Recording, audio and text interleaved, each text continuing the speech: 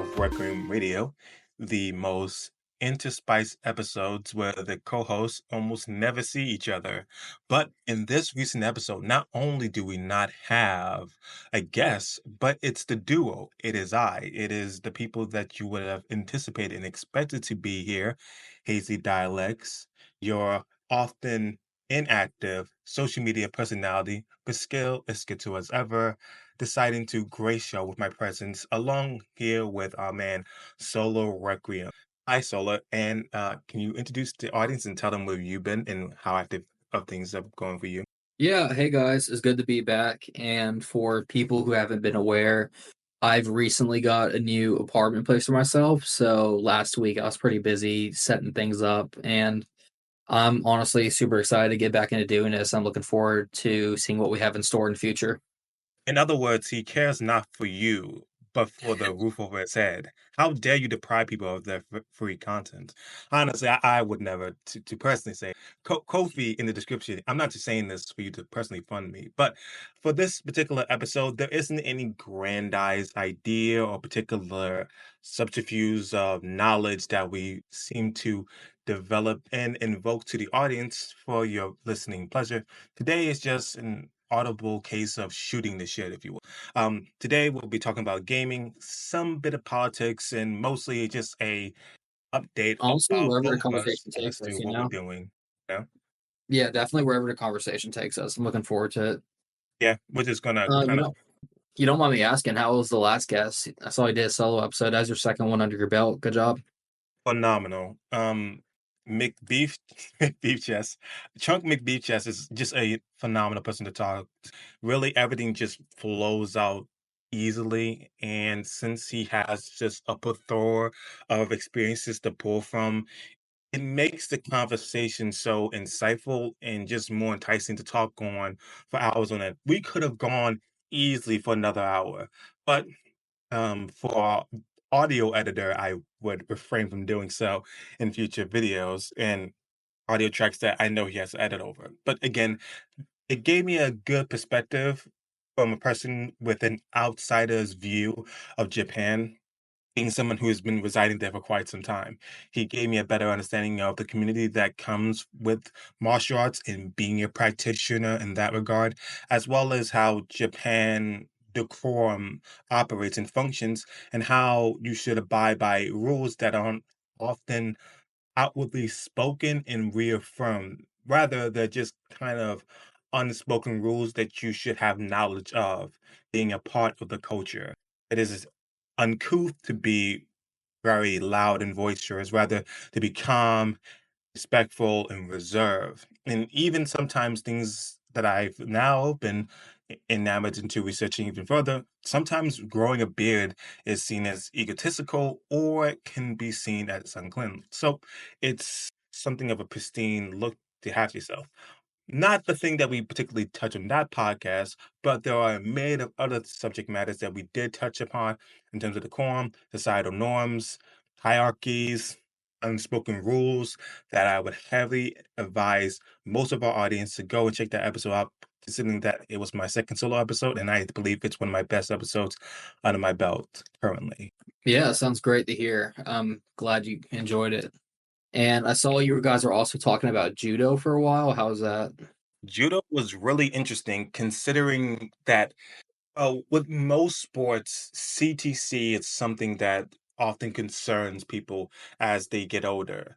Naturally, with any sport with a level of physicality, there comes the danger of harming or self-injury. Most of the time period, people aren't aware of how the brain in its state has more of a consistency of like hard gelatin, if anything. So a constant subjection of blunt force trauma can leave people with dementia and possible memory loss. So something like judo is very refreshing since it is a grappling sport primarily, but communally speaking, most of your adversaries or proponents in that situation are going to be individuals that you are going to want to keep safe and healthy since, well, if you're going to strive to refine yourself, naturally your partner is somebody you don't want to have any severe injuries or accrue any great harm, which is a healthy, fundamental, and just fundamental mentality to have for something of that nature, and allows people to do it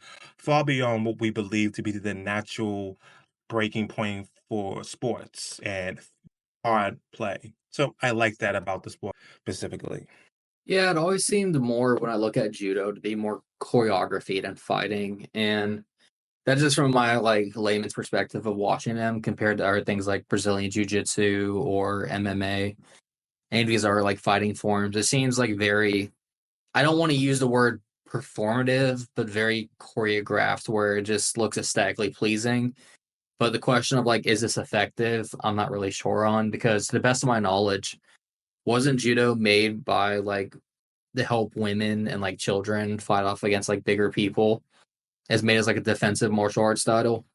We didn't necessarily touch upon the origins of judo.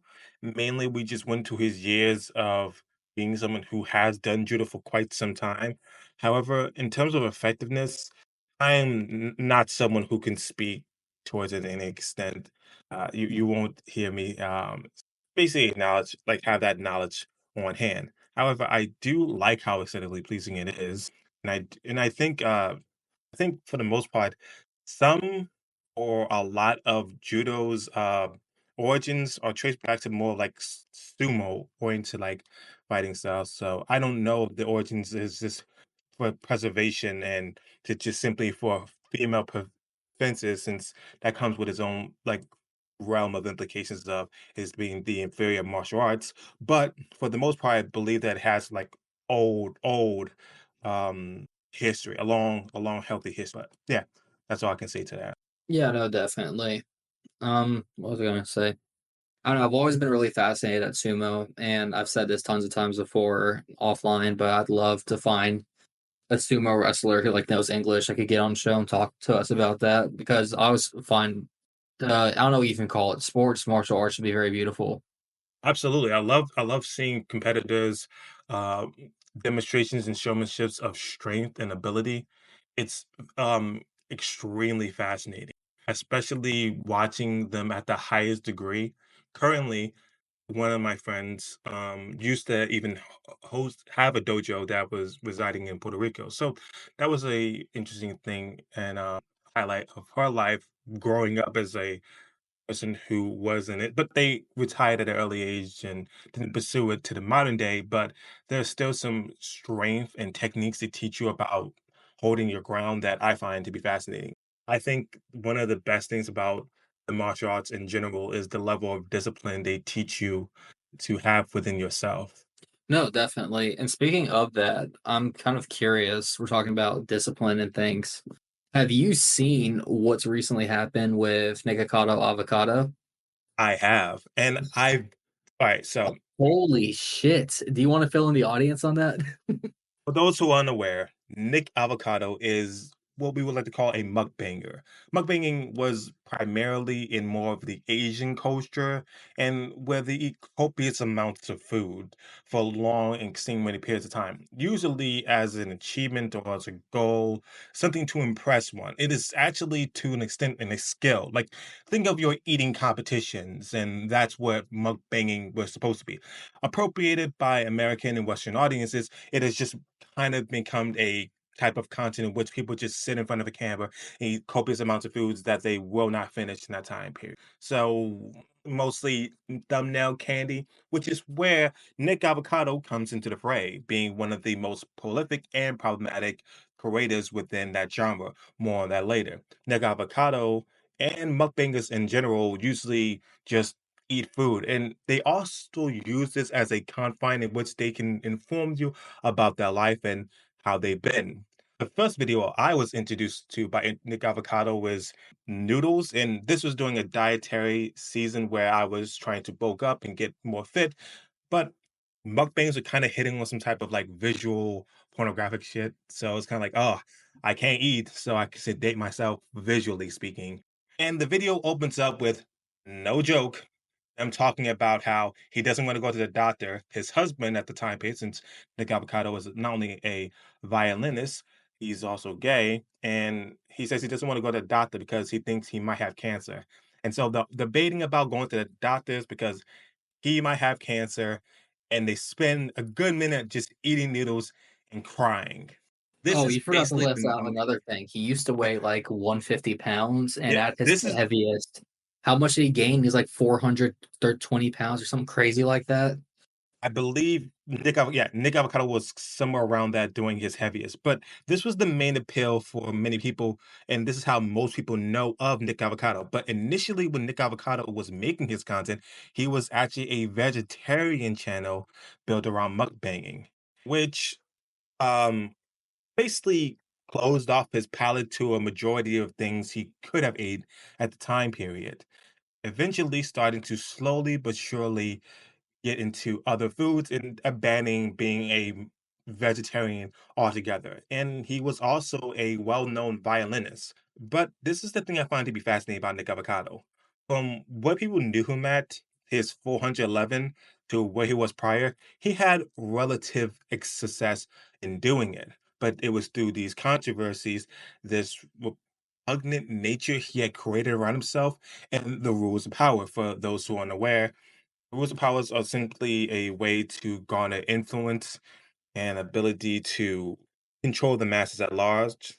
And one of the rules of powers describes you making yourself seem smaller than other people. Yeah, With he's this going rule on of this weird sociopathic vibe, isn't he? Where he's like, "Oh, I'm always two steps ahead." I'm like, "What is this guy talking about?" He's not the but that's Riddler the from beauty of Batman. it. That's the beauty. If you watch his Oompaville video, it's one of the situations where you notice he's playing a character. He's clearly playing up this idea of this hateable person. The water weight, the I'm eating and I don't know where all this weight came from and it's your fault. All these things are done for the purposes of making himself revile, controversial to an extent where you want to call him stupid. Think of the Jersey Shore, for instance. The Jersey Shore was a TV show in which you watch a bunch of Italian dumbasses basically pretend to have their life together while drunkenly falling over and be able to criticize the dysfunctional nature of the relationships. However, the Jersey Shore is one of the most profitable shows that came out on MTV. So while people were able to chastise them for having the small intellect, they were able to make a wealthy bounty and become celebrities in their own right and successful for basically being something that the audience could laugh at. They were willing to they're willing to give away that perception of self in order to accrue massive wealth. I believe that Nick Avocado has done something similar in that confine with his channel by playing into this character. Another thing too, I wanted to point out was that he did kind of go AWOL from what I've been reading up on YouTube for like months. And apparently he's been losing weight for over like a year and a half now. A bunch of the videos you see were just videos he pre-recorded, has been consecutively uploading to get this money. And he's Mhm, yeah. claiming it to be like some giant social experiment. And I don't know. Here's the thing, I don't know what the social experiment is for. He's like, "Oh, I just want to study people on the internet." And I'm like, okay, like that's just weird. Like, I'm sorry. Can you explain why you creating an OnlyFans account and doing like heinous, disgusting things on it was part of your social experiment? Was it just to degrade yourself as low as humanly possible, then act shocked when people are disgusted by it? Like, I don't understand. What's the experiment, you know?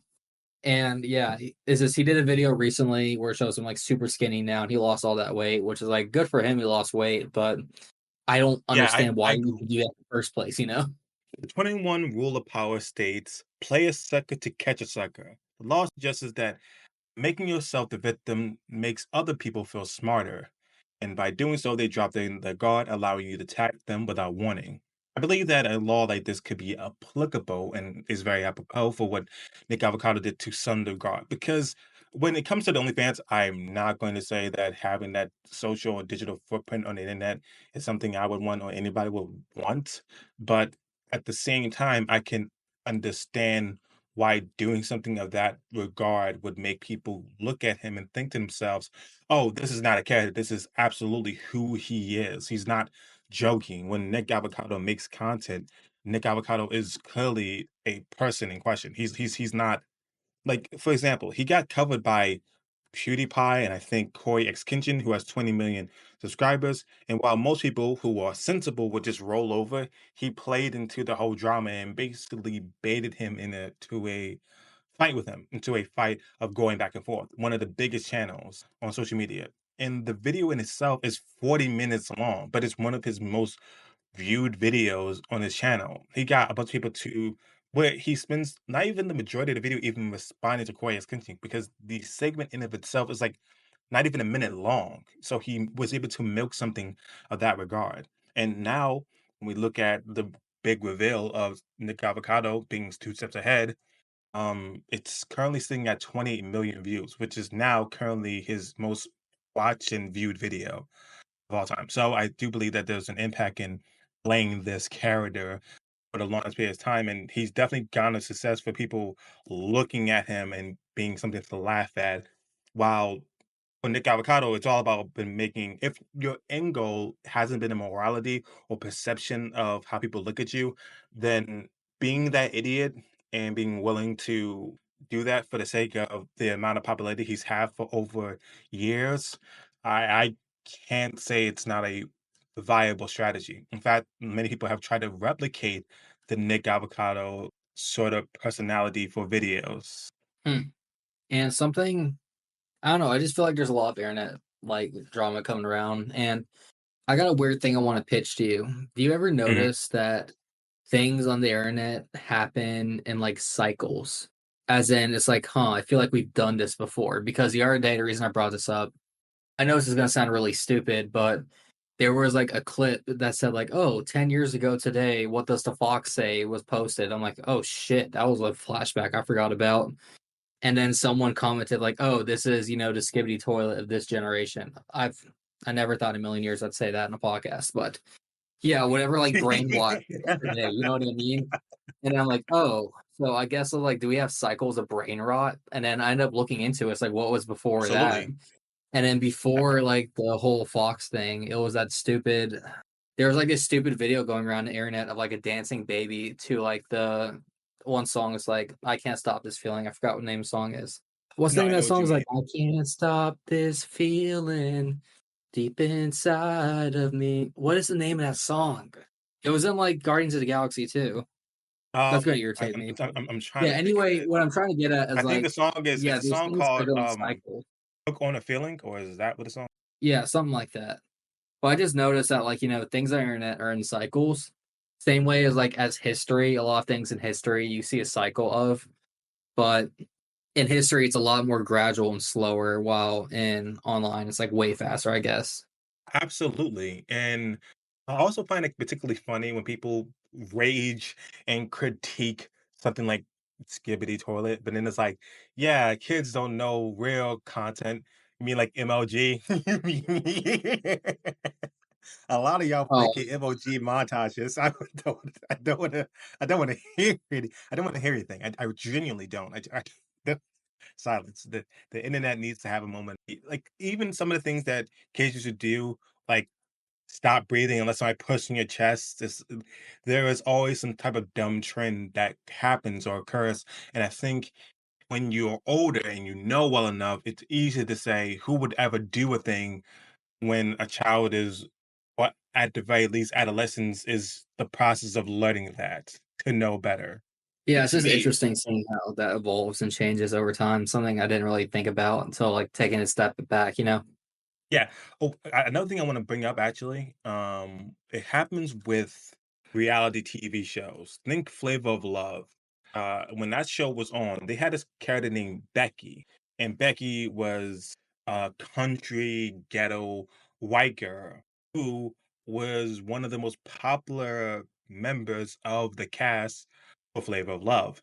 Only during the episode when she gets eliminated that she tried to reason with Flav to not eliminate her. The funniest response during that whole back and forth is when Flav stops the conversation and says, "May I ask you something?" And she says, "Yes, of course. What is it? What the fuck happened to your accent?" Like he like realized, like, wait, where did your where did your accent go? No, it's funny because thank the Lord, I only have very scarce and hopefully deeply psychologically buried memories of Jersey Shore, keeping up with the Kardashians, all it shows. I'm glad that I was too young to like have to be exposed to that bullshit. Like, if you want me to be honest. And oh man, I hope reality television never comes back. I think that was the dumbest concept ever. Like, it's just so dumb. Like, I'm not saying like I'm okay if like let's say shows like It's Always Sunny in Philadelphia. That show's hilarious. It's portrayed as if it's live, as if they're going about their day-to-day act, but it's scripted at the end of the day. You know, it's a comedy script, which I'm okay with that. Like Jersey Shore and stuff like that. I refuse to believe someone is that mentally brain dead to write that and say this is a good idea. I refuse to believe that there's a script they give to these people. Like, I just think for my own sanity that those people are just generally retarded. Like the people, the cast members of Jersey Shore. They I absolutely kind of, were. A lot of I them kind of were wonder absolutely. whatever happened to them too. You know, They got like another. like I think the where are most they recent. now? I think the most recent version of Jersey Shore came out a couple. I think a year ago. They did a reunion TV show because they did a lot of spin-offs of the Jersey Shore. The Jersey Shore had 6 seasons. Six. That's a full-fledged TV show. That's straight up what most successful shows hope to get in their runtime. And this is not taking into account how Snooki, I hate that name, and other people Wait, got that's the actual name. There's someone named Snooky. yeah, yeah, Are you being yeah, serious? That's not like some pseudo name. Like they call th- himself that, or was he yeah, bullied into having that name? Nicole, but she called herself Snooki. Oh I'm gosh, it's so dumb. like, I'm sorry, that just caught me off guard because, like I said, I'm not familiar with Jersey Shore. Besides that, it's a reality TV show of a bunch of dumb people. But now, Yes, and the show on its IMDb is reflective of that. A lot of while the IMDb rating for it is 3.9 out of 10, and the Rotten Tomato score is 42 percentage.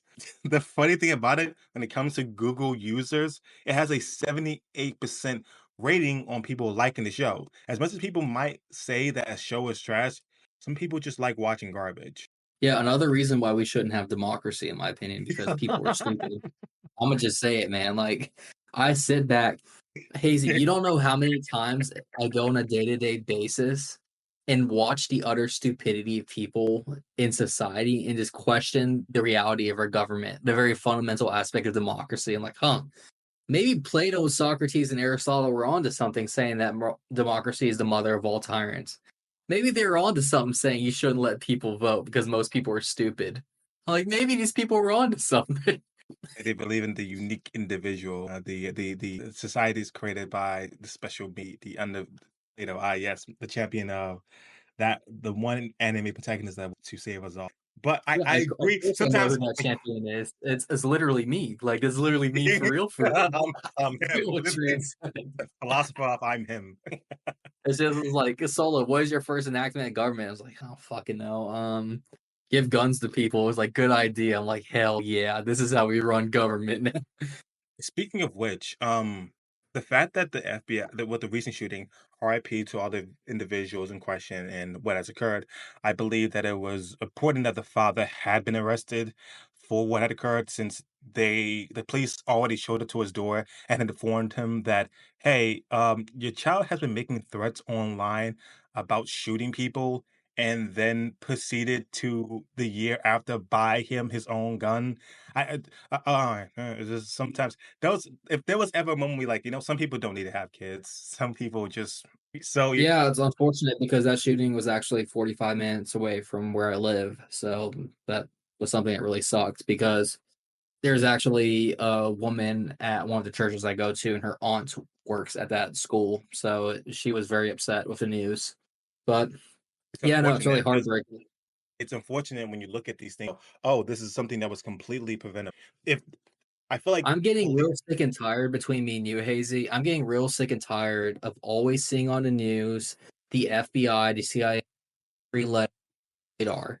Is it just me, or do you feel like every single shooting it's there on our radar? I'm like, why didn't you guys do anything then? yeah, but that's the sort of it's the dilemma in a sense. Like, okay, there's a suspicion. This is a suspicious individual that is talking it and having really aggro rhetoric online. But to what degree is it just play? What degree is it serious? And what degree of it is a credible threat? It's always the trifecta of things they can look into. And unless the person has like a history of violence, uh, a smaller scale of harming others, animals, things of that question, they can't sometimes, for the most part, prove that this is a credible threat unless being aware that there is a firearm that is accessible to the child. But in this particular instance, the father just brought the kid a gun after being informed by the FBI that your son had been found on forums threatening to shoot kids, threatening to shoot. And actually, we can do a little bit thought experiment here. Um, Sometimes being on the radar means that there's suspicion, but there's not enough of credible, I would say, threats to public life or health. And I don't know how many people they catch on a regular basis, but in knowing that he's made a threat online, I don't even know what avenues I would continue pursuing. Perhaps just keeping mind of his digital footprint online. But if he knows that the FBI has come to his door and has shown up to assure that he has no intentions of doing this, isn't he going to be more mindful of where he voices such concerning thoughts? It's a bit of a dilemma, really, in my personal opinion. I mean, it's frustrating to me because like there are so many like red flags that are going on here, and it's messed up. Like because I was looking at like what the father says, like why would you give the kid a gun? And the father says like, did you know your kid is like mentally disturbed? Father's like, yeah, but he chalked it up to him being bullied because the kid was coming out as transgender at school in a very deep red country hick area. So of course, there's like, no, we're not doing that here. So the dad, what he said was that like I got a gun just in case I'm not home, he could have it home in case bullies were to show up to his house. Which I don't know how that like settles that. And it's just like a very weird situation where it's I'm questioning honestly if what the father did was either pure negligence or good intentions but bad like, reaction of this where he should have the dad gone to the school board and been like, "Hey, my kid says he's trans, he's getting bullied by people. Can you as a principal do your job?" Instead of being like, "Oh, if you're getting bullied, well, here's a gun in case people show up to our house, so you could like, get them off." But I don't know. It's And a what was the really person name? it's Sorry, a the name shitty escapes me. situation. Name escapes me right now. What was the name again? The shooter? It was like Casey, but they found like Yeah, the online social media account where it's a bunch of like anti-Trump stuff. So it honestly I looks just like a kid who unfortunately got indoctrinated by a lot of hard left propaganda to like buy into a narrative that like everyone under a rock who's like right of Stalin is like an evil person. yeah, Which is and sad that that happened, but I just it's wish it everything. could have been better. I definitely think the acceleration of like even the Christchurchland shooting, where people were like, "Oh, they can't, don't make this political," even though everything about his motivations were very Oh, of much course it was political, yeah, no like if you very said don't make extreme. it political during a Chrysler shooting, you were stupid, I'm sorry. Like, I'd rather rip the Band-Aid off and admit when it's political than shove my head in the sand and be like, "Oh, it's not political." Like, look, if I'm gonna be right wing, I'm gonna own up to the fact when someone who has extremist views of the right does something really heinous and horrible. As same way I'm going to do the same for someone who's left wing, where I'm like, huh, I genuinely don't think if this kid had a cell phone or social media, they would have done this thing. Because And I don't find it very convincing that you say I'm transgender at 12 years old when you're in a very conservative rural area and you only get exposure from people online. Like, I'm sorry, but I just don't buy that narrative that the kid just one day woke up was like, ah, I am now a woman. Like, no, I don't buy that. I think Like, that it's a whole other story if you're a grown ass adult. Like, I think it's really wrong, but you do whatever. But if you're a kid, I just don't buy it. I don't necessarily know when that emerges, but what I will say is that if the father was aware enough to understand that the child was having identity was having that sort of crisis of identity and was reevaluating their own gender and knew they were getting bullied. I mean, children Like I said, he for should the have told the most principal. Am I the right? children Like, children for the most case have the most of the most emotionally activated of sorts. if a kid gets hit, they're going to immediately hit another kid back because they're very retaliatory. They're not the type of individuals to think out a problem or issues or look for different avenues. But if the father was seeing, if the father was aware of all of this and knew this, and then proceeded to give the child a gun, of course the child's going to be retaliatory. Like, well, I now have the means and ability to act upon violence and cruel violence to others since what they've been doing to me for quite some time. It just doesn't make any sense to I mean, I proceed. wouldn't say it doesn't make any sense. I'm just saying that's not I'm the saying if you're best getting bullied, first approach. I'm saying if you're getting Yeah, so bullied and you know that yeah, you're if aware you're your getting child's getting bullied, bullied and you go, here, child, here, son, or child, here's a gun. well, let me try to frame it this way and ask you a question. I'm actually curious because me, I feel like it would be right after a certain extent of time. I'm not talking about when your kid's like 12, 13, or 14. I'm talking about where your kid's like, a teenager, like 15 or 16, to have a gun in the house for protection and for extreme measures. So, an example, I want to ask you this. Let's say you have a kid, you take him to a public school, and your kid says, Dad, I'm getting bullied because I'm black. And you go Mhm. to the principal and you tell the principal, hey, my son's getting bullied because of something he can't control. Can you stop it and do something? And you figure out 3 months later the principal didn't do shit, and your kid's getting bullied even harder now to the point where he's getting like physically hurt. I think it would be justifiable in that stance to explain to the kid why these people are being assholes, being like, hey, you're getting bullied for something you can't control, and these are ignorant people. So I think in the safest measure, we should be able to have a firearm in the house or tell them where it is in case these bullies show up to where you live or try to follow you home so you could defend yourself. There's a reason they call firearms the equalizer because it equalizes any fight, regardless if you have one versus three, you have a gun, so it makes it even. I would think that would be a fair scenario to do, you as a father, if all other means have been exhausted and failed. You know what I mean? As like a last resort. Of course, if they're showing up to your house and doing so, I absolutely understand that. That's something I totally understand, and I believe we are both in mutual agreement that the bullying was wrong.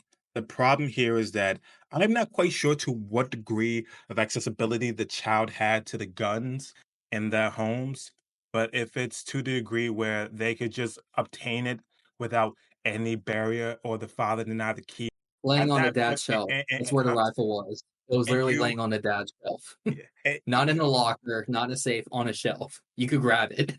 That's what yes, makes it really sad and, and shitty. and we agree. If we both understand, like, all right, if our child's getting bullied, and do you think they're at harm of potentially obtaining fatal damage by the people who, given the choice to or given the ability to, they would not stop and potentially fatally harm them? Then having a gun in the house is actually what should be done. Potentially picking them up from school to prevent any bullying from them going home or not taking the bus. Anything of those things of those nature is potentially fine avenues. However, we can both agree that if our child had told us that they're getting bullied, we would buy a gun. We would make sure that the gun was not accessible to them because the Hey, did you cut out right equalizer, there? All right, there you are. You cut out for a moment. Can you repeat what you're saying? The last second? oh yeah, but we can both agree that a gun inside the house as a last defense for your house, which for most people who have entry without knowledge, they are believing that the person in question is willing to sacrifice their life or do lethal or fatal harm to them when they're entering someone else's house. That's the sort of danger zone that you're believing and thinking the other intruder is in.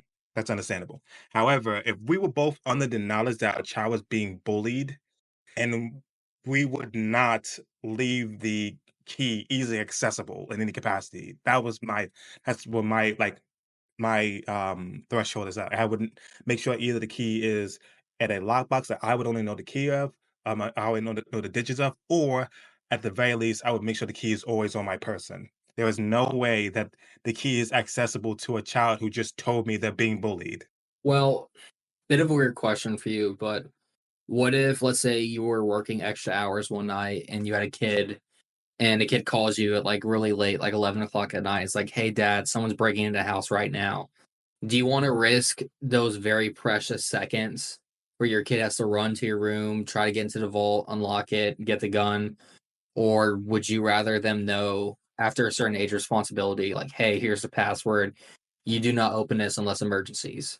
Because me personally, that's what my dad did for me, where the only three people in the house who knew the password for a gun safe was myself, my mother, and my father.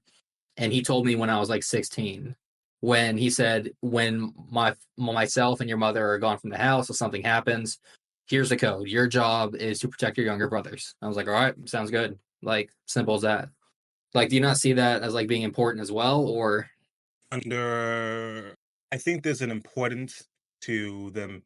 That is the okay, in terms of I would rather gamble with the potentiality for the likelihood of them calling me like, "Hey, I need to get the gun," because either the gun is going to be in a safe in my room or in well, their what room. happens if you don't pick up though by accident? I would You rather see what I get mean? You're gambling a I lot would right rather now. Where it's like, but in yeah. terms of I'm gonna bite the bullet and say that I would rather gamble with the potentiality of me constantly being on point with having a gun in my house and being able to be informed than my child having Hey, unprotected for the record, really quick, in this access. scenario, I'm not talking about like a 14-year-old kid or anything. I'm talking about like a teenager. Like if you had a 16-year-old son in the house, like, and then you're like, hey, I gotta work late tonight, or I'm going out to dinner with your mom, watch over your little brothers or sisters or whatever, or yourself, basically. Like, would you not think that's could be reasonable? I understand if you said like no to like a 12-year-old knowing a gun safe combination or like a 14-year-old. What about like a teenager? If there's no external factors to consider, no, I would have an issue with that. But the problem here is that, let's say, for instance, let's make this more applicable to what we're discussing. Let's say if the child in question, you and I both, you know that the child in question is currently getting bullied at school.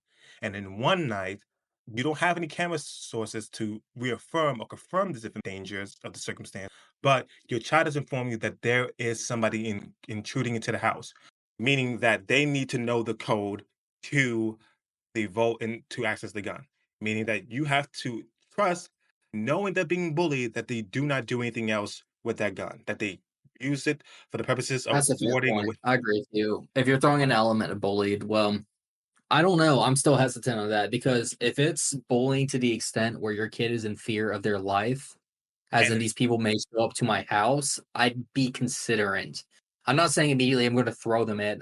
That would be after like me long being involved with the scenario, like already mhm, talking to principal and stuff. But that's a hard one. I agree. I get what you're saying. Like if the kid's like, "Oh, I'm being bullied." I'm like, "Oh, what's going on?" It's like someone called me a name at school. Can I get a gun?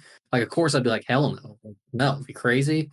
But if I got a kid telling me like I'm literally getting jumped by like 5 or 6 people, they're beating the shit out of me, and no one at school is doing anything about it, and I'm afraid they're gonna follow me home and hurt me, I'd be more inclined to be like, okay, under certain measures, we could leave a gun at home, not for you to bring at school, like in case like when we're gone or something. That's how I think about it. now let's add the interesting variable of you have already had a you have already had a visit a year prior about your son making threats on public platforms about shooting people.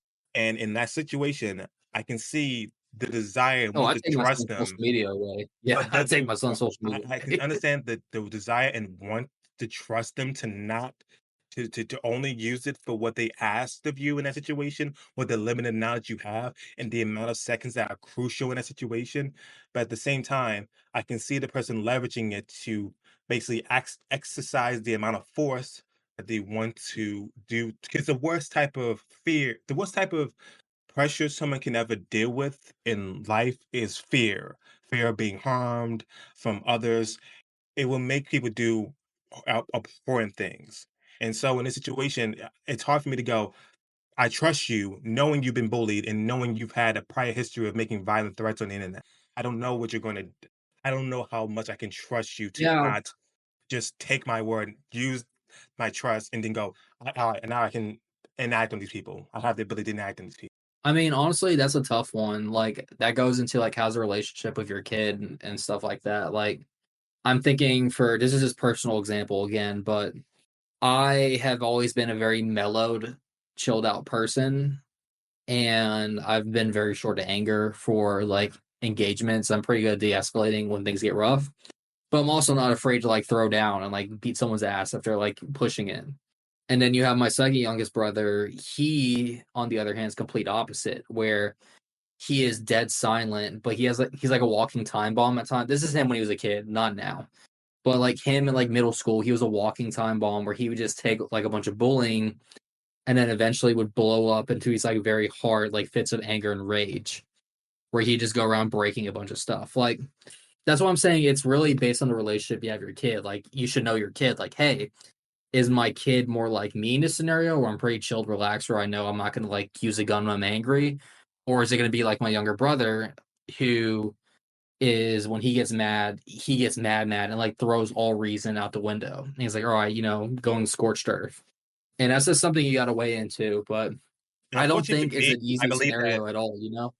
it's definitely not an easy scenario. And at this point, I believe that if I let's just operate with the knowledge and If we're knowing talking really that quick, if we're talking crazy about what happened of the shooting, I 100% agree with you. There should have been no reason a kid got a gun. I'm going to be 100% honest with you. There should not have happened like that.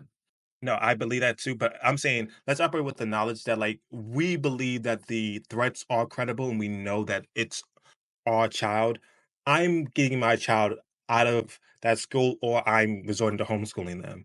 If they're making those types of threats online that they want to shoot people, and if I am under any assumption that my child is volatile enough to enact on this behavior, and this from what I know about them, then I'm going to keep them out of school for a time being, or get into another school because I cannot simply allow continue on knowing that level of violence exists in their heart. Because at that point, it's just like I feel like there's a level of negligence I by the mean, how parent. much do you think it's violence and your kid just being like going through puberty and just like losing her mind? Like, because this Or is going to just sound stupid, hyperbole. but like, I don't yeah, know for the about sake of you. hyperbole, I heard my I little never. brother on Call of I'll say this Duty like much. cuss someone out, so they're going to kill them. Like, I don't think he's actually going to do that. He's talking shit. I'm gonna say this to you. I'm gonna say this. I've I've been angry and I've said some hurtful things to people, but I've never threatened to shoot up a place. I've never done that. So there's a level of like, I know the bullying is real and they're threatening to shoot up a place. I'd say that's the type of threat they cannot take lightly to go as a parent to go, well, maybe he's just being dramatic. Because Yeah, that's right. And I guess it boils down to like how we were raised and like how we like because view people and stuff. But me personally, like I said, I think this is gonna sound like very insensitive, but I don't know if it's because me and you were both raised on the age of internet. We're hearing death threats isn't that big of a deal to us. Like obviously something to take serious, but like I'm not gonna like walk through the kitchen, hear my brother playing COD, screaming he's gonna kill someone, immediately drop all my things and rush over to him, be like, no, you can never say that. The FBI is gonna bust down your door any moment now. Like, I'm not gonna freak out like that. I'm just gonna tell him, like, dude, just don't be an idiot? yeah, that's true. That is obvious, like because there's a degree of separation there. Like, okay, that's like what did he have to operate with? A game attack? What is that? But that's nebulous in our mindset. We're gonna go. They don't know the name. They don't know the person's face. They're nothing more than pixels on the screen. They can curse that pixels on the screen out to their hearts' content. However, if somebody cursed you out and said, "I'm going to murder you. I'm going to bash your skull in. I'm going to pop your retinas out of your body," you'd be like, whatever. All right. But if the person then proceeds to tell you that they know your name, your face, and is messaging you all this information to show you that they know and Someone are drops your aware, IP address. you're like, You're like, oh, all right, okay, ooh, yeah, you're playing CS:GO, you make a slightly wrong turn, then you hear someone cussing you out in Russian, and then reading your IP aloud. You're like, uh-oh, I need to leave this lobby. Hold on, man. Let's calm down here. Let's not do it. I could feel the same way if these are type of like threats that are going off to the internet. That's fine, but if these are threats that happen to involve people you know in your life and you are aware of where they're going to on a regular basis, then it becomes a case of I don't know. I wouldn't. If somebody said to me, "I'm gonna shoot you in the face on a game," whatever. I'm on the internet. Nothing matters. But somebody's like if somebody told me at school like keep playing with me, I'm gonna blow your fucking head off. Like, is he okay? Is he good? Is he good? Because I was Listen, joking, but all I'm gonna say is if the FBI ever got my Xbox Live chat logs, I'd be thrown in prison for some of the things like I've said when I lost my cool to people. And I'm sure that's like for anyone who plays games at all. Then you know what uh, I'm talking about. all I have to say is that the most peak comedy from the Xbox era was just hearing people shout the biggest obscenity with the poorest mic quality, and all you heard was to you phone like bro, that man, and he is upset. Listen, I'll put it this way. Do you know that scene in Batman movie, the Dark Knight series, where it's him versus Bane, and he's in a dark, and then Bane goes in that monologue, is like, "Oh, darkness," you know. He was like, "You were nearly adopted it. I was molded by it." That's me, like, growing up on, like, Modern Warfare 2, Call of Duty Black Ops 1, like, all these, like, toxic lobbies and servers, and then, like, watching my little brother try to talk trash to me, and he's using, like, Fortnite lingo. I'm like, "That's cute." Like, Yeah, they don't like, know that's cute. it to them, GG Easy is toxic. GG Easy is enough to, like, tilt them next week. The I amount feel of like things such an old head talking to you right now. I'm like, "Yeah, these younger kids, they don't know real smack talk." these youngins, these you you can lose your account. I think it's crazy too, if you think about it.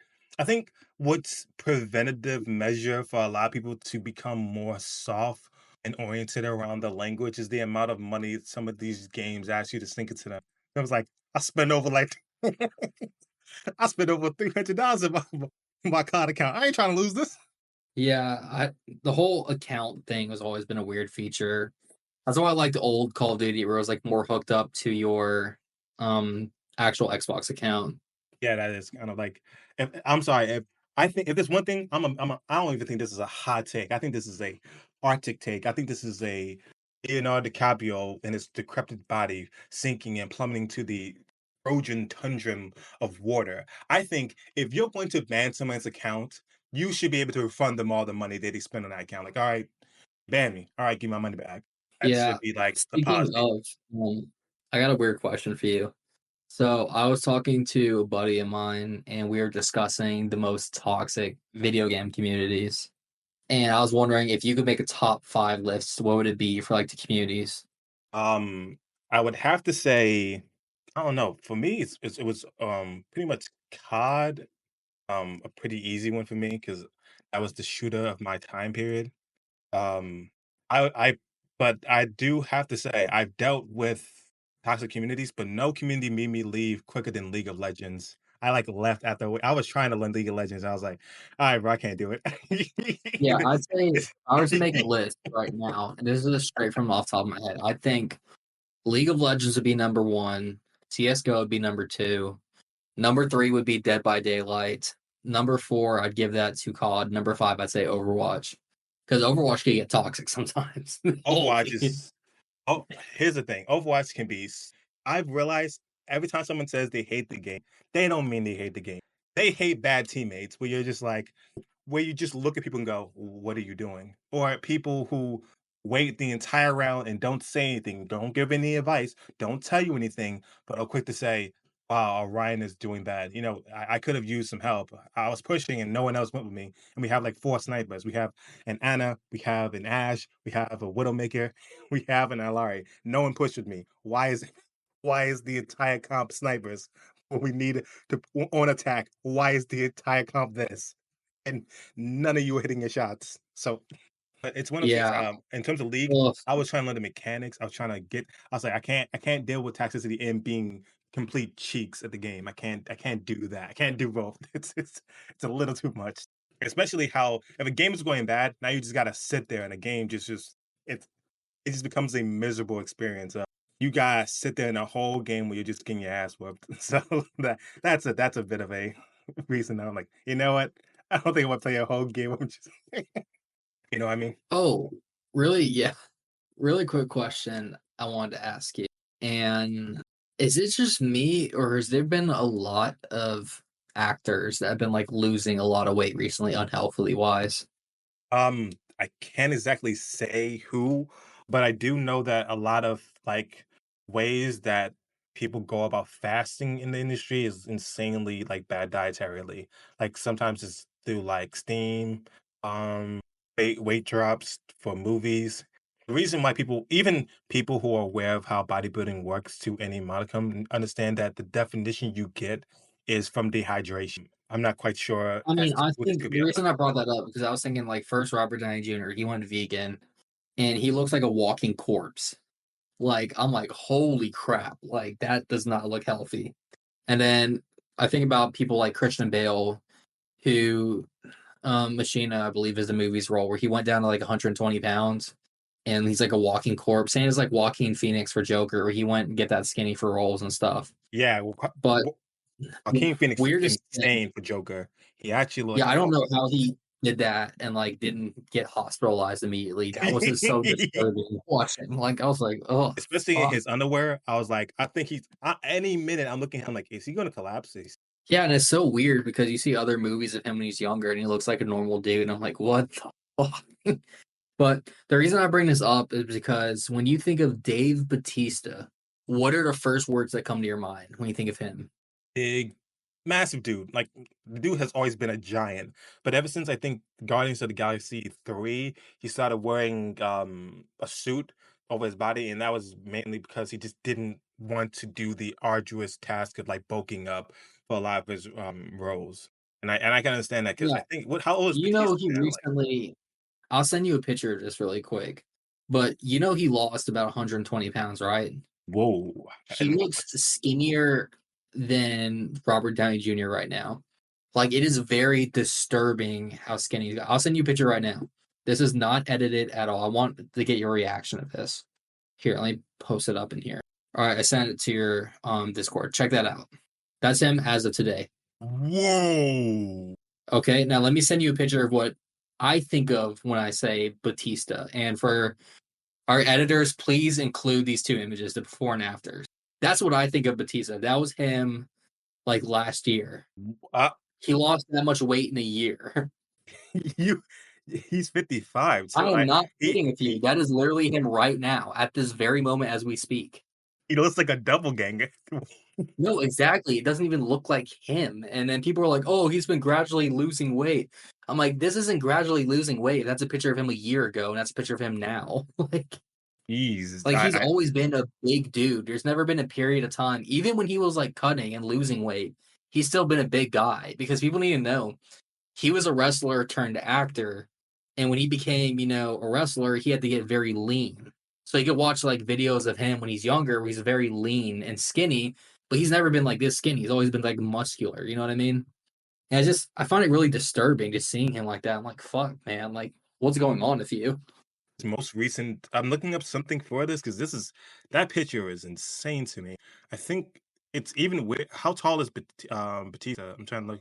I think he's a pretty tall guy as well. So I thought he's like 6'3", 6'4", something like that. yeah, he's so I'm I'm blown away. His heaviest he clocked in at around 370, and I think he said recently he's around 240. That is Holy, Batista is 6'6".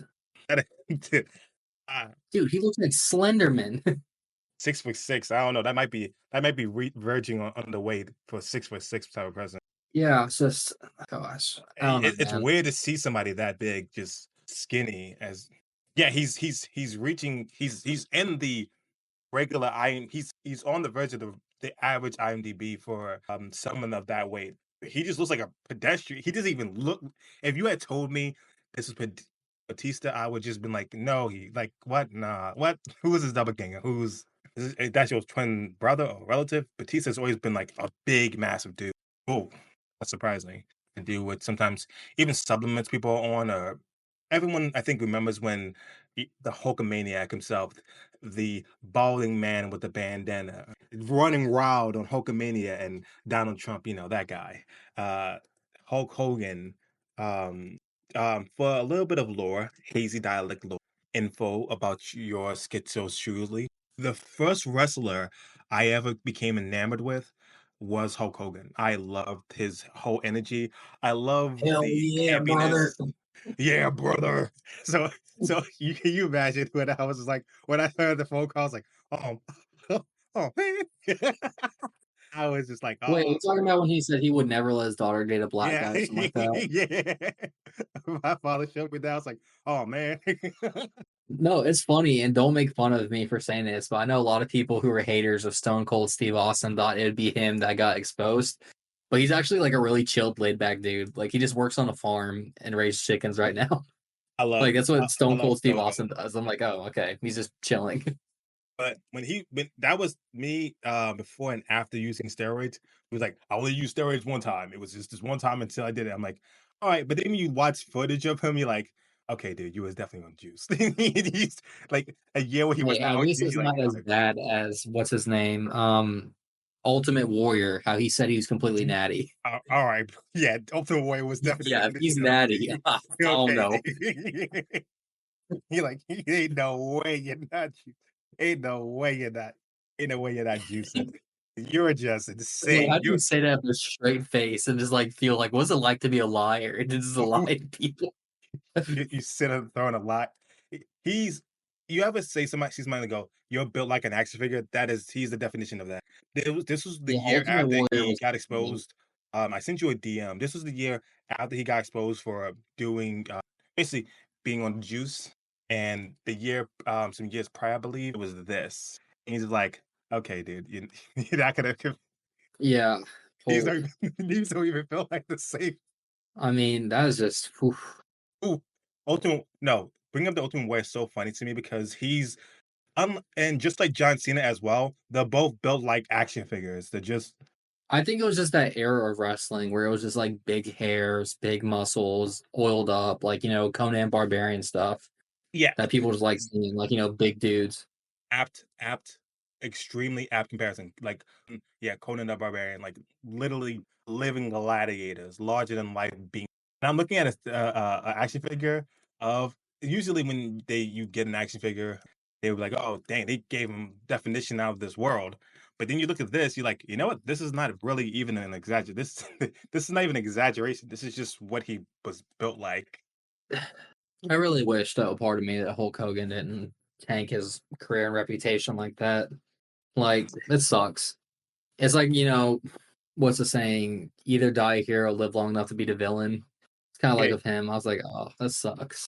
Especially if recently, I don't know if you've been listening to it, but The Undertaker has been now going on podcasts because he's retired. Mhm. I've been listening to a couple of them. They're pretty good. And then they asked him his opinion on, like, Hulk Hogan. They're like, yeah, that guy is just not a good guy at all. Like, no one likes him backstage. He wasn't like a person who was good. He was just like everyone about him. And Vince was just fueling his ego. And he was like the golden goose, is what they called him, as in he could do no wrong, basically, which really sucks.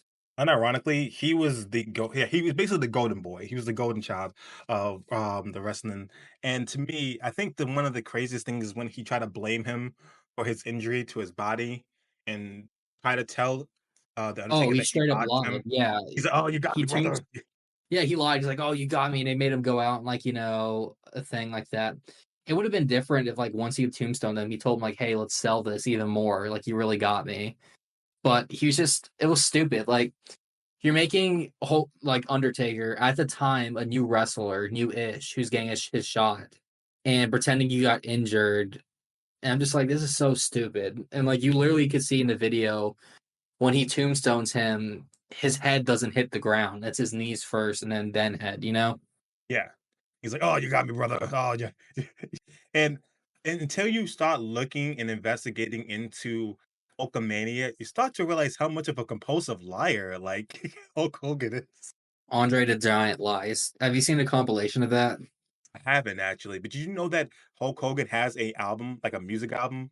I didn't want to know that, but thank you for telling me. The amount of quiet that is there were some things that just didn't need to exist. That's like when Snoop Dogg did a reggae album. I was like, I don't want to know this. Like, just It's a part of his life that we just like to pretend didn't exist, that didn't happen. Like Snoop Lion was the thing. No, it wasn't. No, no. You're yeah, no, confused. it wasn't. You're confused. You just don't know what you're talking about. You're confused. But No, but the funny thing about Andre Giant, I want to tell you about him being a compulsive liar. There's a video I gotta send you where it's a compilation of everyone who's into wrestling knows this iconic fight where it's Hulk Hogan versus Andre the Giant. Why was this fight so iconic? Because Hulk Hogan picked up Andre the Giant, flipped him over his shoulder, and slammed him into the mat. Andre is roughly, I believe, 7 feet tall and weighed around like 450 pounds. So it was like a really crazy feat of strength moment. But here's the thing, there's so many interviews done with Hulk Hogan over the years of him recounting like what went down. The first video is him be like, "Oh yeah, it was scripted. It was Vince's plan." Andre, he's like a big dude. He's 7 foot tall. He weighs like 380 pounds. I'm like, oh, okay, 380.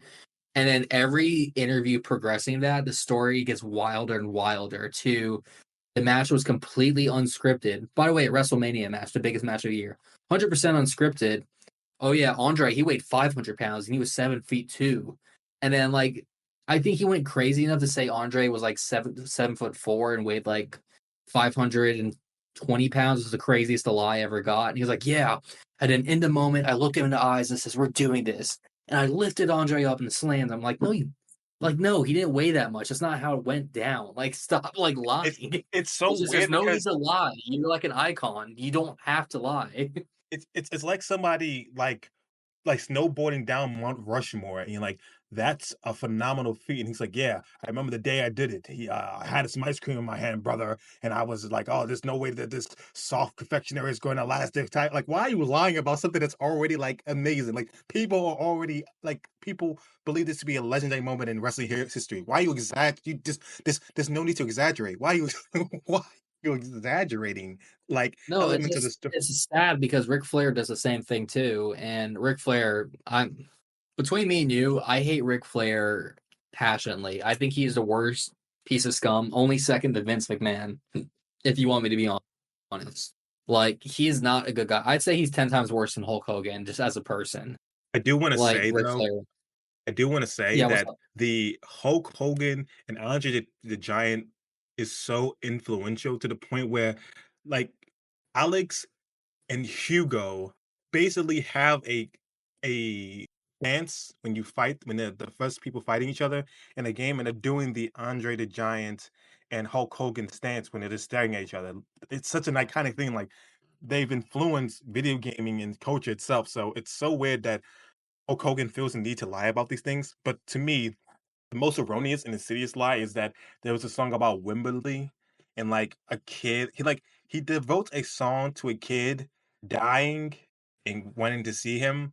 And I implore you guys to watch Beige Frequency. He's an amazing video essayist. But it's found out that Hulk Hogan just lied about a kid dying to like make the song more tragic. And it's all right. He That's lied about a kid dying for a song?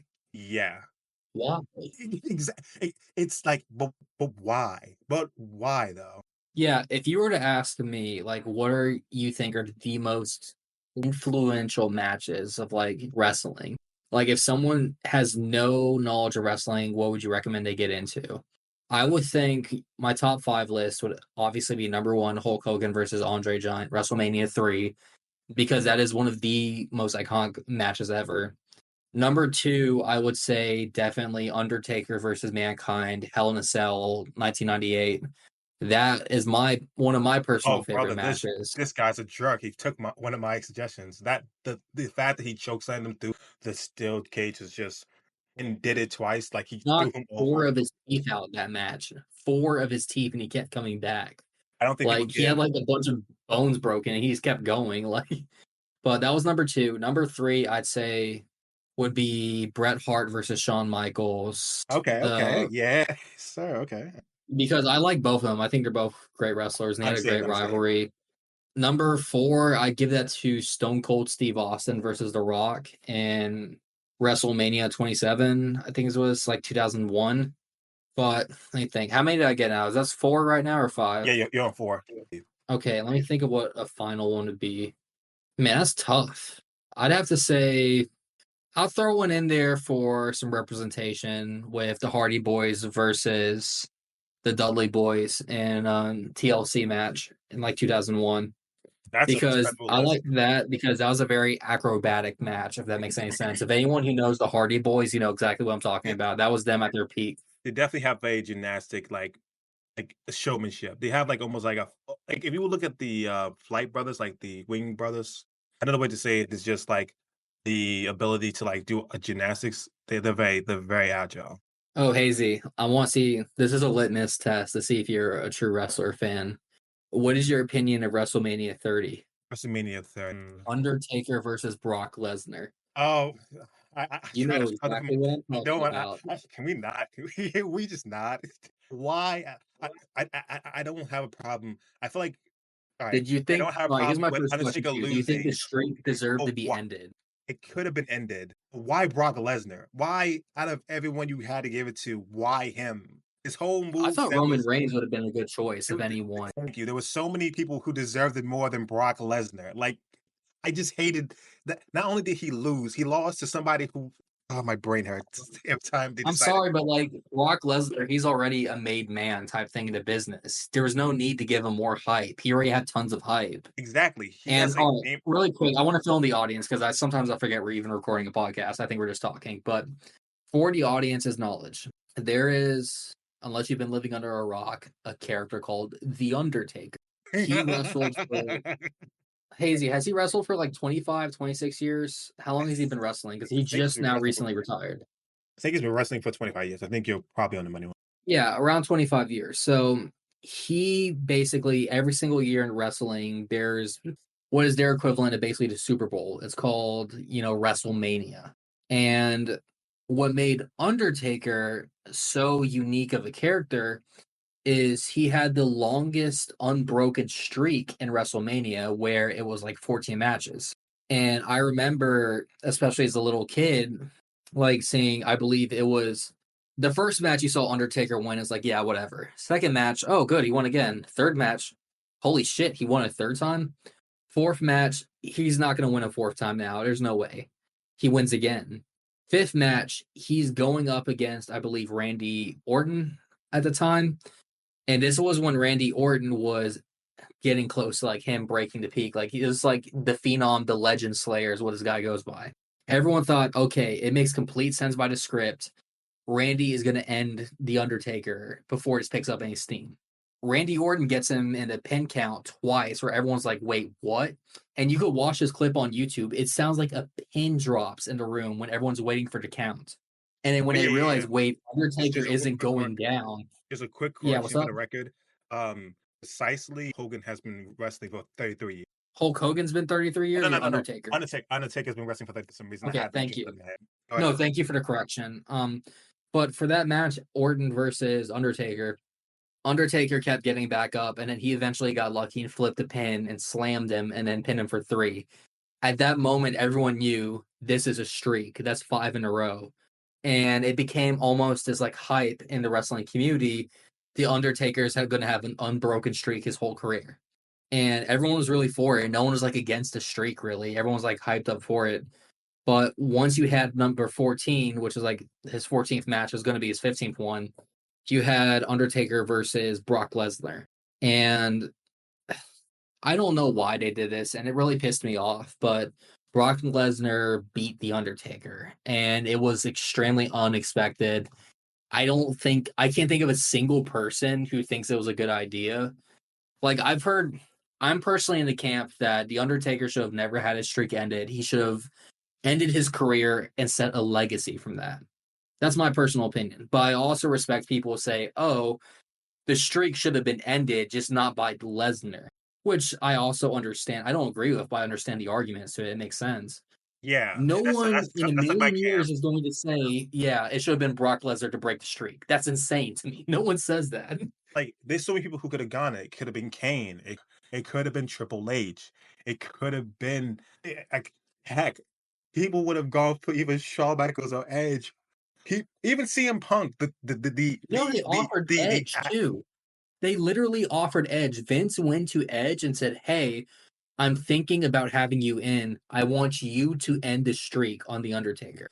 Edge said, hell no, I'm not going to do that. Because Edge, being a smart and respectable guy, said, I don't want to. I'm already a made man. I'm a legend in the wrestling business. I don't want to tear him down. Give that to a younger guy. I'm past that opportunity. I'm just kind of coasting in my retirement right now. But here comes Brock Lesnar being like, oh, sure, I'll do it, of course. And I'm like, all right, it's so stupid. The fact of the matter is, I think the audience in of itself really demonstrated how everyone felt when they saw that occur.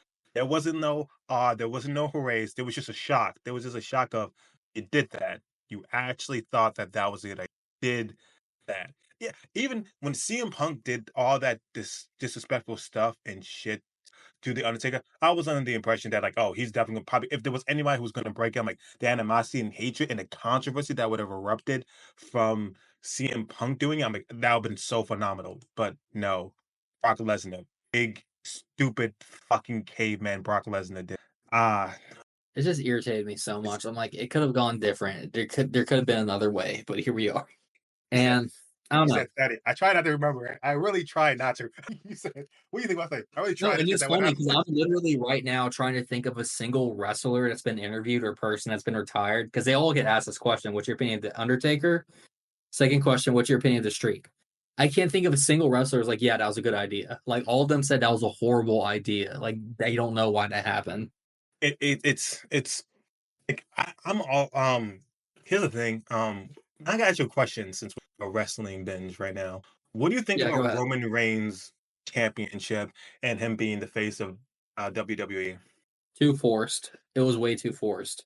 Thank you. They Oh made my it goodness. Thank you. Thank you. artificial. Thank you, my man. What a So big here's take. one thing. What a No, of rip pill. course, What a like rip pill guy. Thank you. it really sucks because Roman Reigns is such a great person behind the scenes. Like he's a genuinely good human. He's not like a douchebag who cares about fame and stuff.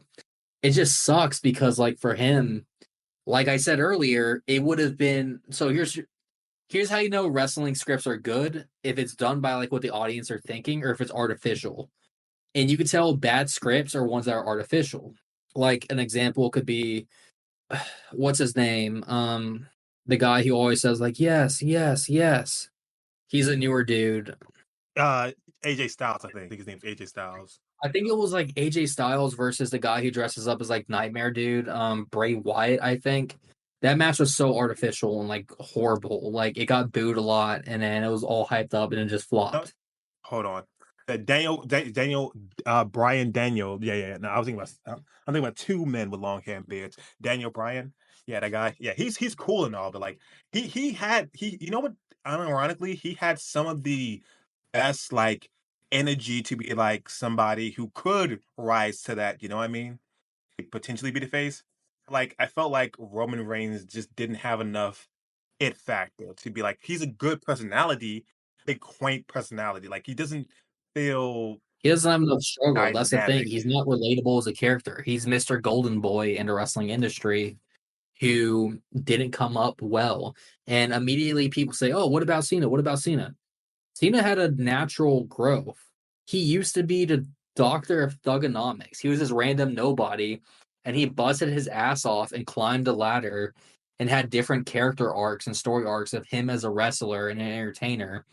While Roman Reigns has just been Roman Reigns since day one since he's been in. He's never had a change or an evolution or like feeling out the fans like, oh, do they like this more? Do they like this more? He's just been, I don't know, Inoffensive. golden boy. Yeah. Roman Reigns has been too inoffensive. There's nothing to hate. He's easily likable, but there's nothing controversial or dynamic about him. When it comes to John Cena, he went through the whole really corny phase, but the thing about being like the rapper, the guy who did all that, it kind of made him a bit inspiring in that regard. Like you kind of wanted to see someone who like was that uncouth in that sense to like aspire up because he had a personality. Was striking.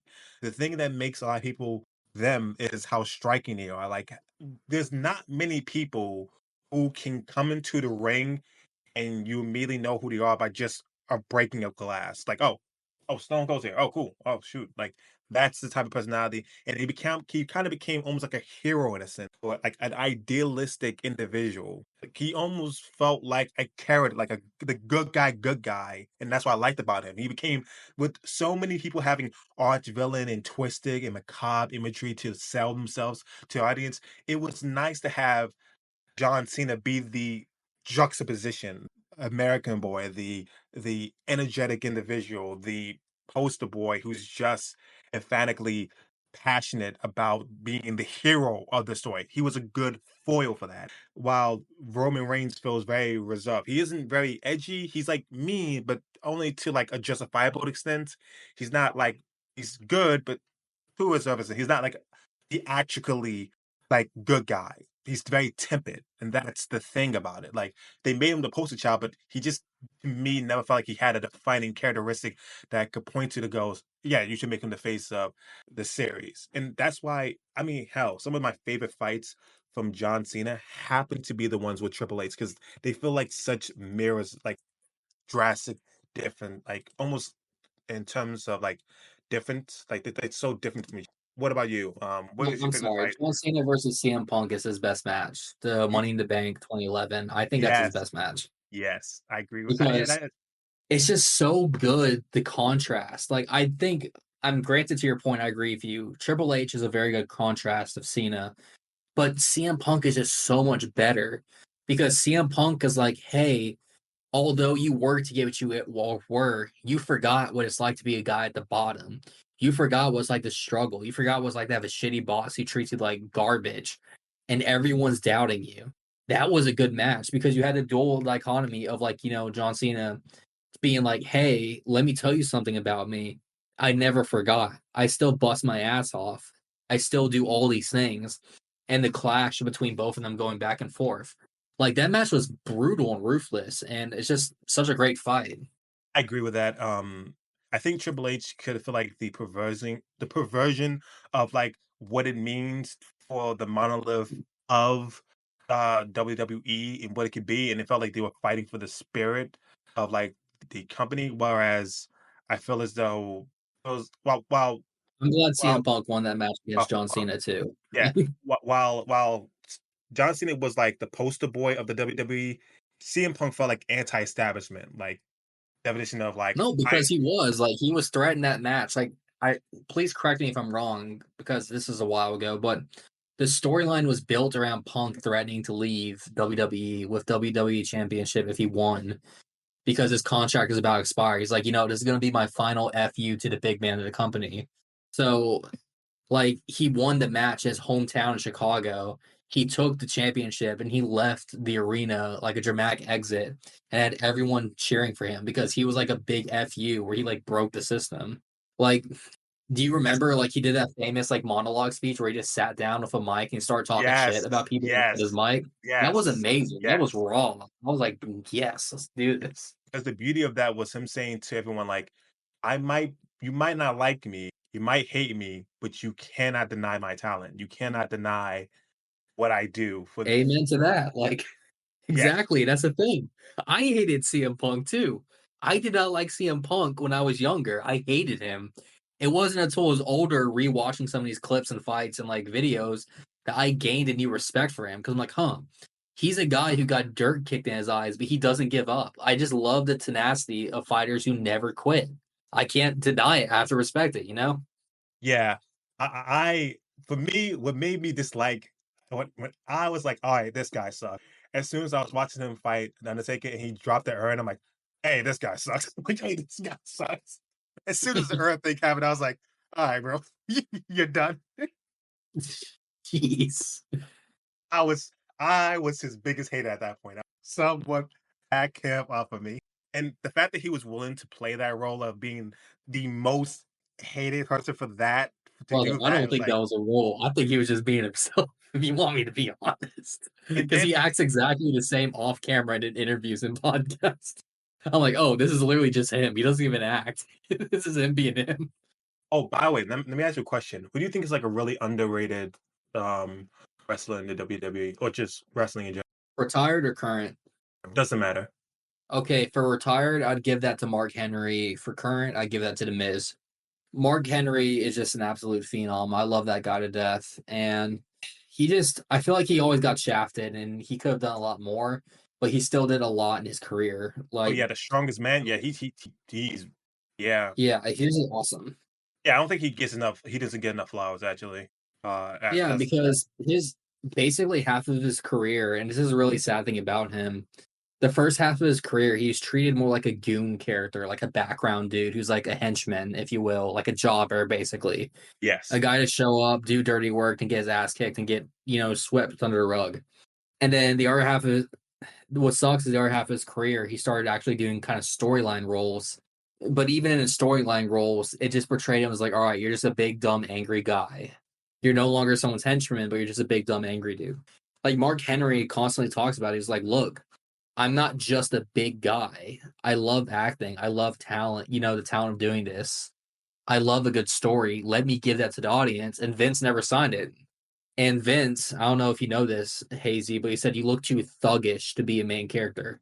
Mm. Like he said that straight to Mark Henry's face. He's like, you look too thuggish to be like a poster boy.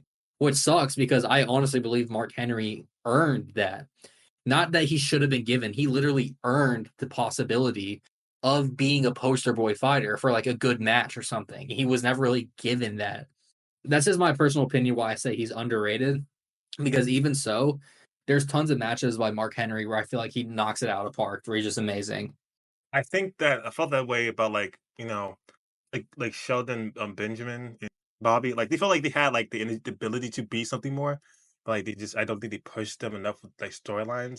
Just New Day was kind of crazy. I Mark do love Henry New Day. versus Kane, for example. Mark Henry versus Kane was a very good match. Yes.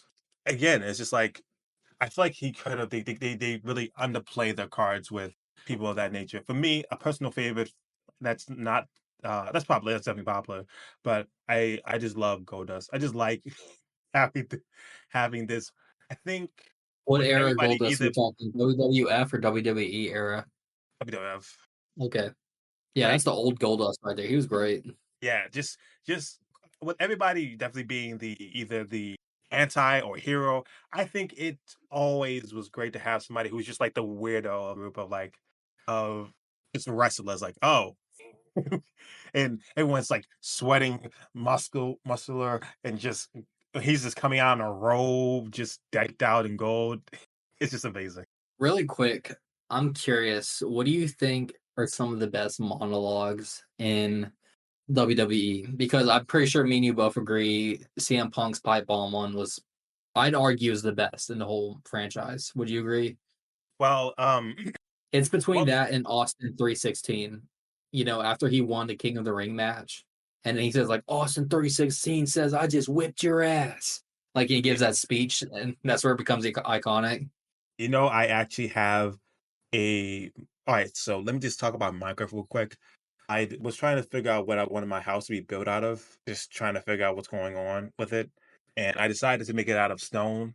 And we made it out of stone. They tie thing out of stone. And my friends were asking what we should call it. I said 360. Yes. Amazing. So we just have a house in Minecraft that's called 316. My pride and joy. Another thing about Stone Cold I loved it a lot was well two things. One of my favorite selling moments is when they had Kane basically like steal the Rock's line. And he's like he's like, do you know what thing? It It doesn't doesn't matter what you matter think. what you think. In the millions. I know that clip.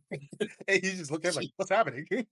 Gosh, And there's a I'm great just so happy I'm mutuals of Kane on Twitter. That's one of my happiest flexes. ain't Me and him are ain't mutuals. no I'm like, way. let's go. Yeah. I did not like they took I wish they kept the mask. He brought the mask back near the end of his career, but yeah, I'm pretty sure it's tired now. I was just like, and he unmasked him was like, it was I like, think what else? Let me see.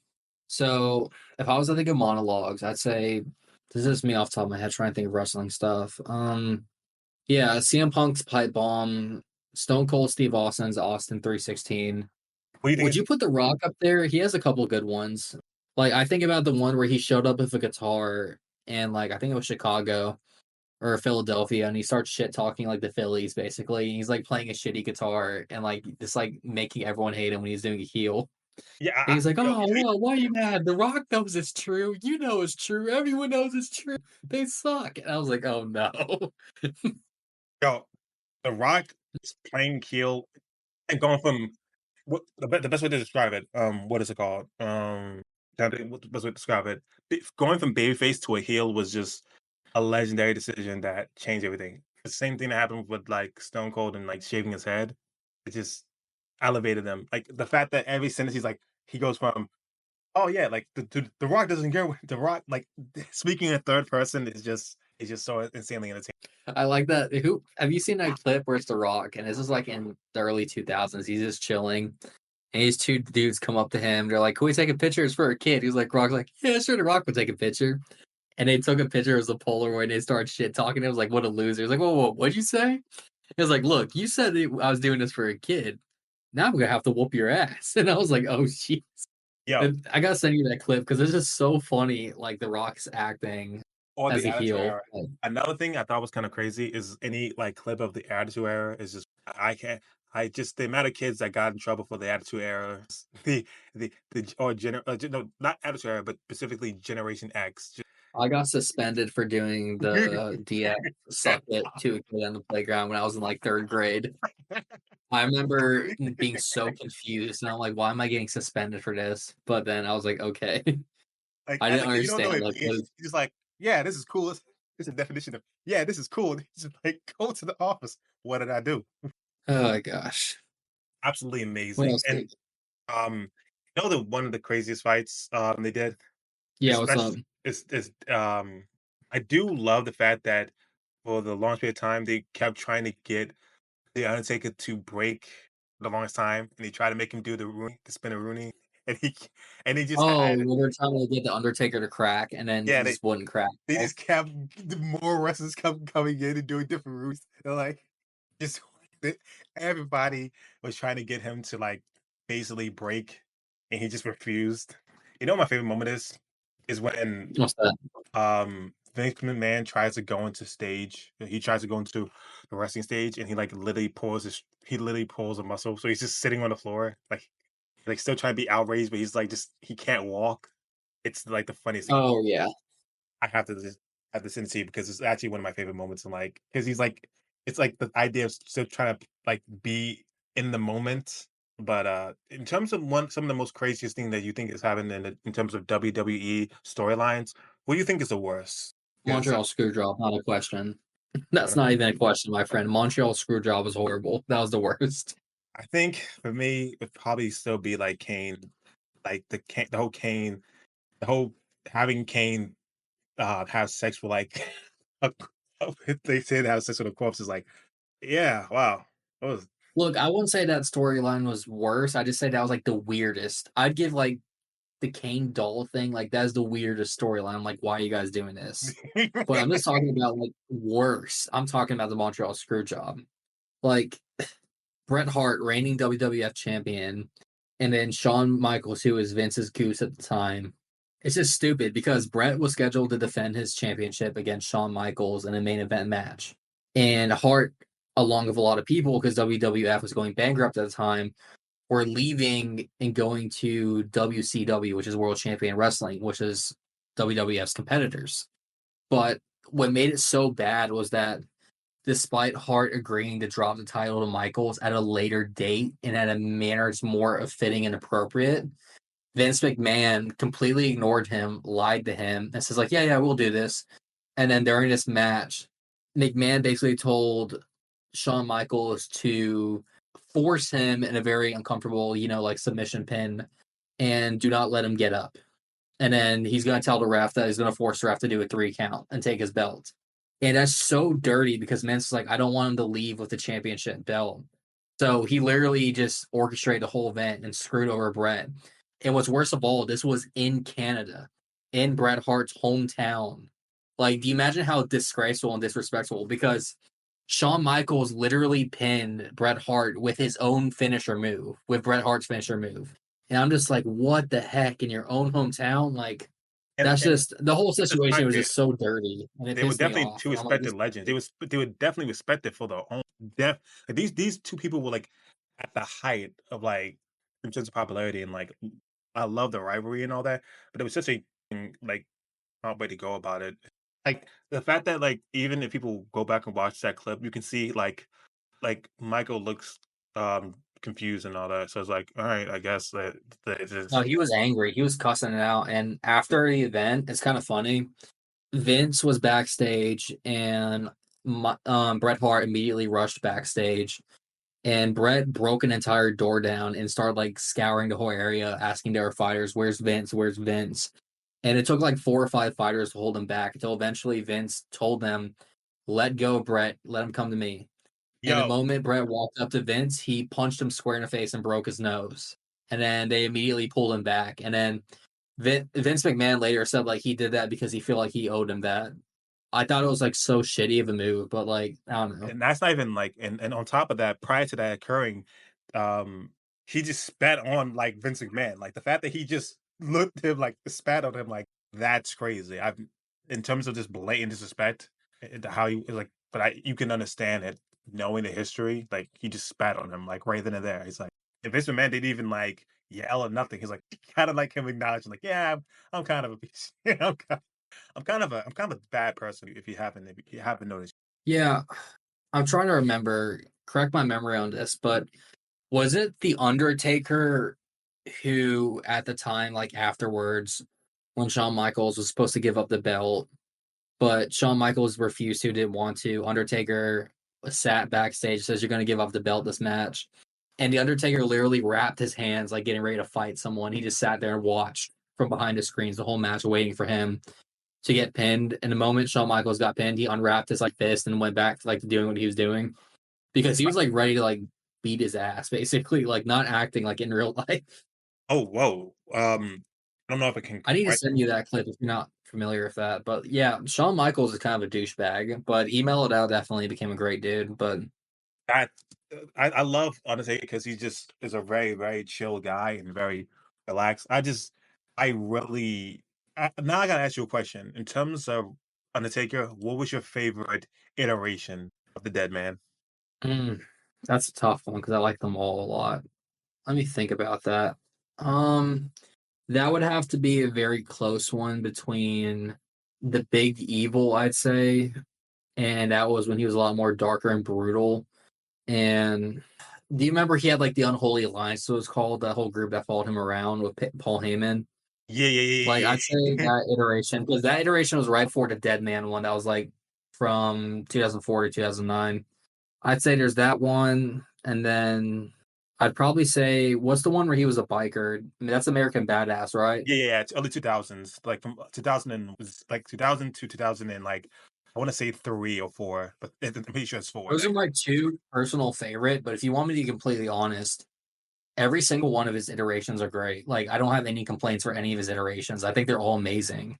From me personally, the legendary run is 1993 to 1997 or 6. Like that's like that look for me is absolute. And then when he basically reinvented it with the whole Dead Man in 2004, I'm like, hell yes, the hat has to come back. Yes, yes, Yeah, he had that cowboy hat. yes, absolutely. And it's not to say that any particular era is just inferior, like bad per se, but these are just my his style and aesthetic is just great.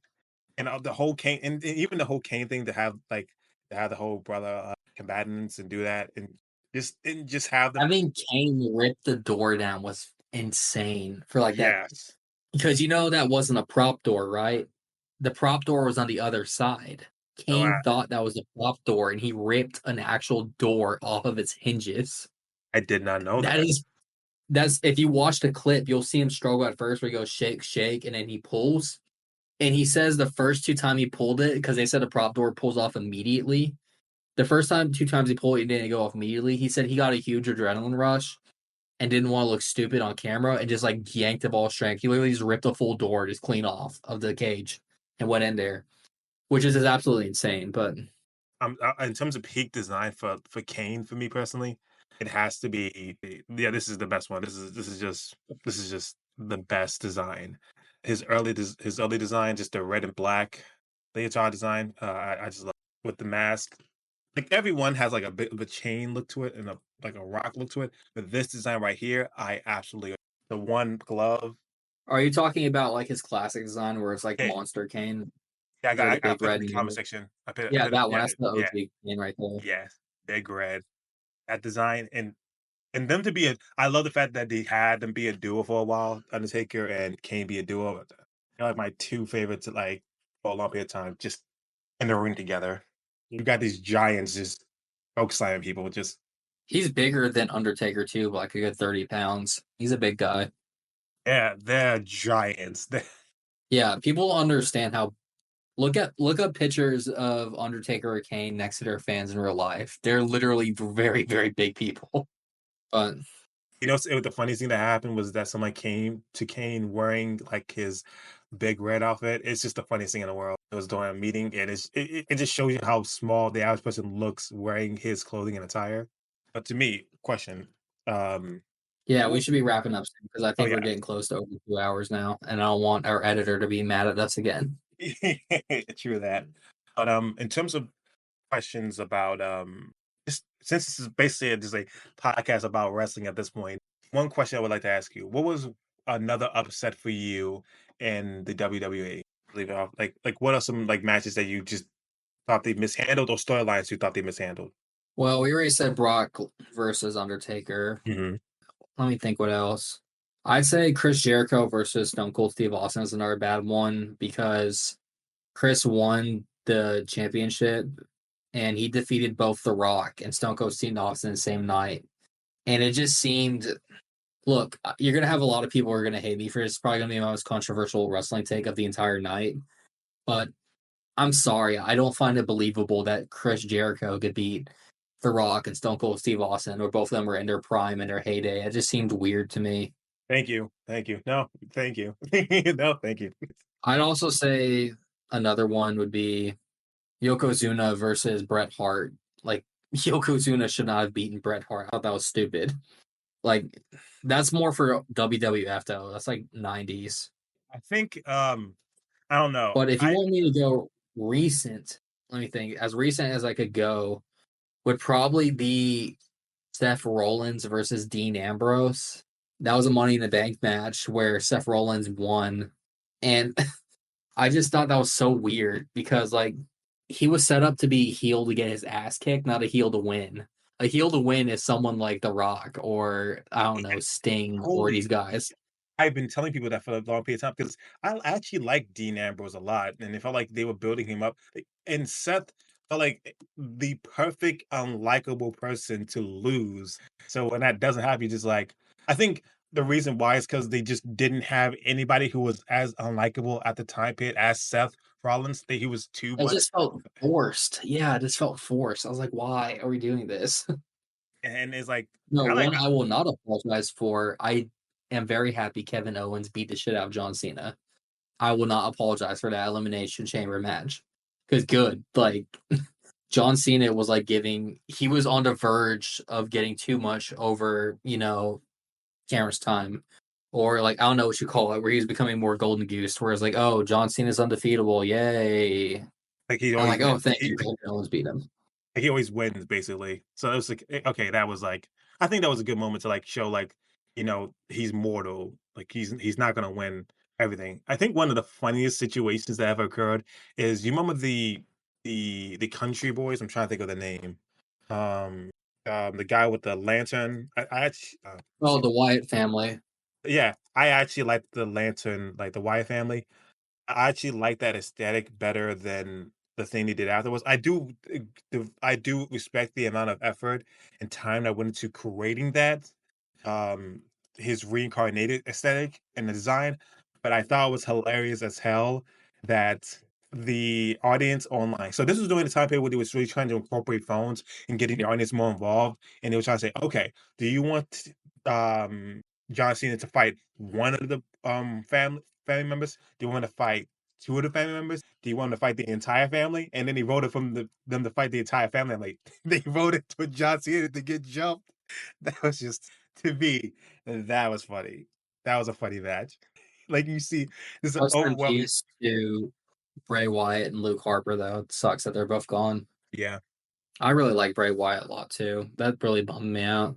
yeah, But me too. Yeah, it felt like they had really like it was like a lost potential. Like the whole family Luke dynamic was Harper, really he passed away though from how did he go out? Was it by drugs or I usually don't look into that.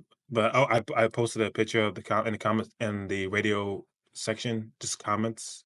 yeah, let me check that Uh quick. I love this picture so much. It's a remarkable moment. Yeah, all the whole family jumping him. It's even funnier knowing that the audience voted for John Cena to get jumped. Yeah. No, his move Sister Abigail, that looks like a painful thing to get hit by. But hey, I think we're gonna go ahead and wrap it up for a night because that's been a pretty good episode, just chilling talking about wrestling. Absolutely. Thank you for watching another episode of Requiem Radio. We'll be back on our usual schedule, bringing in more in-depth conversations. But for this one, I hope you enjoyed us venturing into lighthearted topics and even wrestling for now. And for the sign outs, I'm Hazy Dialects, and you've seen this all in HD.